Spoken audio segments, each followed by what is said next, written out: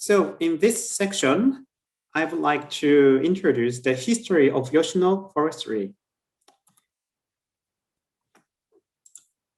So yes, on this slide, I am showing you the timeline of the classical to feudal time of Japan from around 6th century to the beginning of 18th century. And I categorized several highlighted historical events into 3 groups: background, ordinary forests, and Yoshino forest. Around the 6th century, the Yamato dynasty unified Japan, and the first capitals were built around Nara, actually, and it created a large demand for construction materials in the region around Nara. However, what was happening in Yoshino was this. Yoshino was regarded as a sacred area, actually, in the classical time of Japan. And also the transportation of the lumbars from Yoshino to other regions was difficult due to its geography. So the natural forest in Yoshino was left more or less untouched, although it was pretty close to the capitals. As the time evolves, Japan saw the economic growth and increase of population. The population was about 8 million around the 8th century, and it grew up to about 30 million people in the beginning of 18th century, actually. And it naturally resulted in the growing demand for large dimension timbers for temples, ordinary houses, and so on. And due to that, this was happening in the ordinary forests. Felling of natural forests and gradual exploitation of large dimension trees.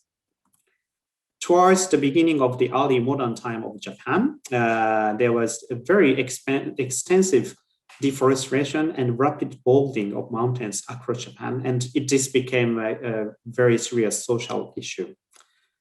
What was happening in the meantime in Yoshino is the following.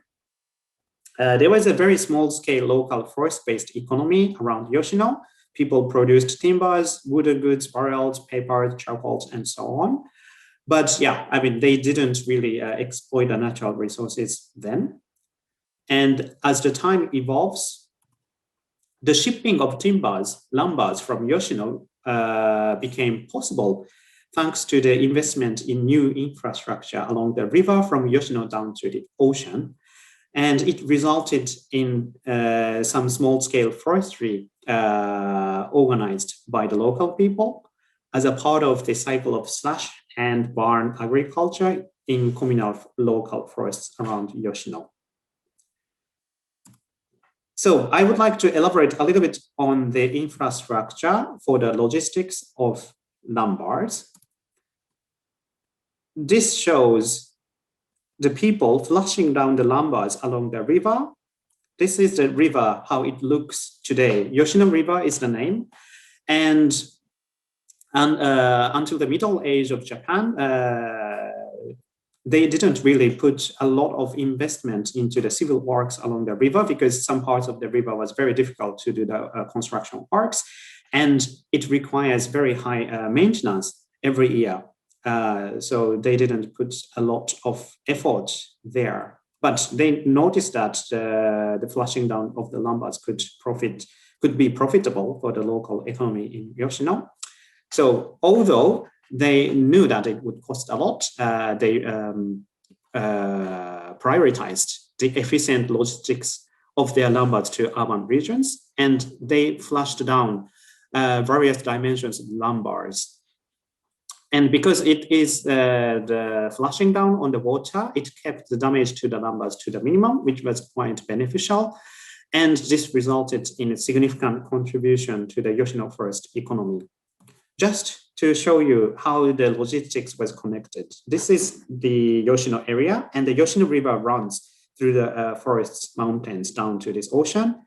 This area is called Wakayama. It was a small local economy growing there, and the lumbars were further transported on the ocean, actually, from Wakayama to Osaka, which had a huge economic growth back then. So this is how it was connected, how Yoshino was connected to the more economically active areas close by.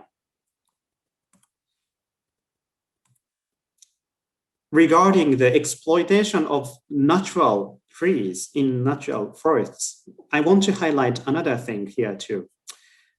Towards the beginning of the early modern age of Japan, the architecture style evolved as the Japanese culture matured, and this resulted in a more diverse demands in the construction industry. In the picture on the left, you can see a very old temple, which is consisting of very thick timbers. I mean, those thick pillars are supporting the roof of a temple building structure. And this was the super typical architecture style in the old days. But as people faced the exploitation of forest, the scarcity of the large dimension natural trees, they also evolved the architectural style into such a style which requires smaller dimension of timbers. And actually it gives a more refined impression of the architectural design. So the demand in the architect construction market also changed. To summarize it, structures with small dimension timbers were appearing in addition to the traditional large dimension timber structures. And this also influenced the Yoshino forest operation to some extent. And I will talk about it in the next slide. So let's move on to the early modern time of Japan from 18th century to 19th century. Back then, Japan was having this policy of closed country. To be more precise, from the middle of 17th century to the middle of 19th century, Japan limited the trading with foreign countries to the minimum. It really didn't do much of trading with other countries, and it resulted in the unique development of the local culture and economy. One example that I want to cite here is this one. The encouragement on the sake production to increase the rice production and boost the national economy, which was enacted in the middle of 18th century by one of the famous shoguns. What was happening in the ordinary forests? Because people became aware that they cut down too many trees in the natural forest, so they started protecting deep forest natural woods, actually. And local laws encouraged the people, citizens, to plant new trees and grow them to secure the forest supply. In the meantime, there was a very strict communal control on the utilization of local satoyama. Satoyama means something like forest areas right next to residential quarters. And because of these two things, the utilization of timbers was very much limited, actually, from ordinary forests. However, what was happening in Yoshino was different. The forest in Yoshino was owned not by the local lord, but by the Edo shogunate, which is something like a central government of Japan back then. And it allowed some economic activities in Yoshino. And therefore, it was possible to operate some organized planting and forest management locally. The planting and forest management in the beginning of 18th century was characterized by short felling cycle in many cases to supply lumbers with smaller dimensions, because the demand from the market was different. As I showed you in the previous slide, smaller dimension lumbers were more demanded in the construction industry. So in the beginning of the forest operation, like man-made forest operation of Yoshino, they didn't have the idea to have it as a very long felling cycle. However, as the time evolves, they saw the increase in the demand for thicker cedar lumbers, And this resulted in the longer felling cycle operation of the forest. Here I come back to this funny example of the local economy boosting. This sake production resulted in the increase of the demand for thicker cedar lumbars. But how did it happen?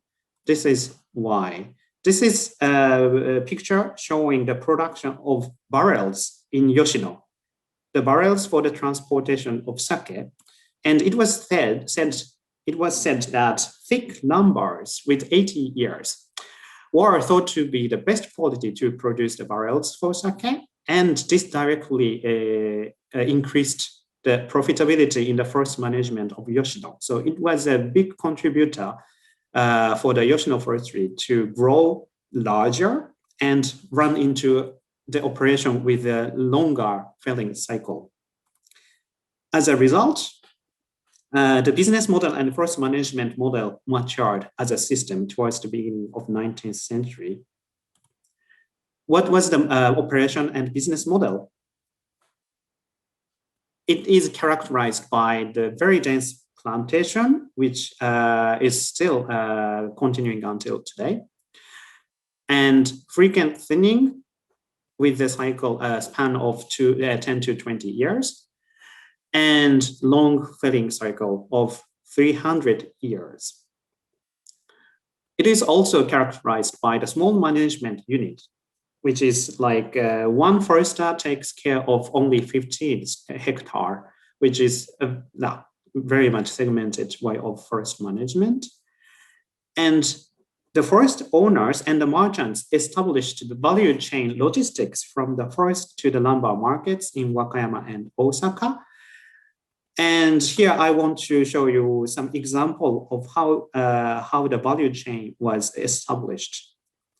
These are the stamps to certify the source of lumber from Yoshino. I mean, different stamps represent different forest owners. And even back then, in the early modern time of Japan, the forest owners was aware of the branding, the importance of the branding of their lumbers, and they stamped their lumbers to certify that it comes from Yoshino and it has an extremely high quality.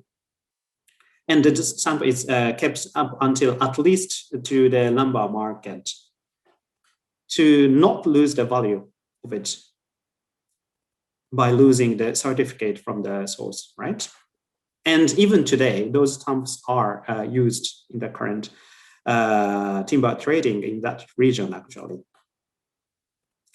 So this is the overview of what was happening in Yoshino forest up until the beginning of 19th century. And what happened afterwards will be mentioned very briefly in the next section of the recording.